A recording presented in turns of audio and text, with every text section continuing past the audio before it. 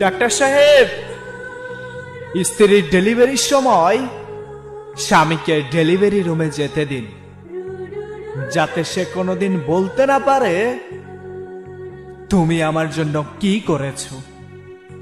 যখন সে স্ত্রীর প্রসব বেদনার যন্ত্রণাটা দেখতে পারবে, তখন সে বুঝতে পারবে তাকে বাবা ডাক শোনানোর জন্য একটা মেয়ে কতটা কষ্টের সম্মুখীন হয়েছে।